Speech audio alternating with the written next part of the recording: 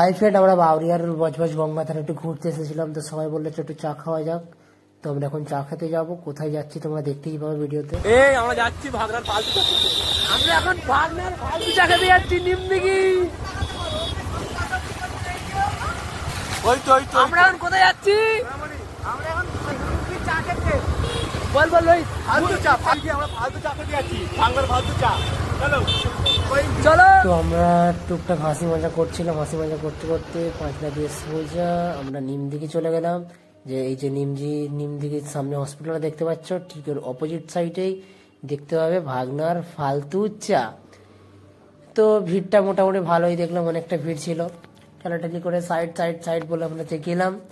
গিয়ে দেখলাম মোটামুটি আইটেম ভালোই আছে। চিকেন ললিপপ ছিল, আদার্স পকোড়া ছিল, অনেক কিছুই আইটেম ছিল।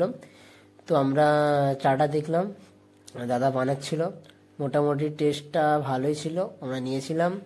তো আমরা ফার্স্টে একটা করে চিকেন ললিপপ নিয়েছিলাম। চিকেন ললিপপের এক পিস দাম হচ্ছে 30 টাকা। আর এই যে আমরা একটা চা নিয়েছিলাম, এক পিস চা হচ্ছে 10 টাকা। তো তোমরা আসতে পারো, ভালো লাগবে।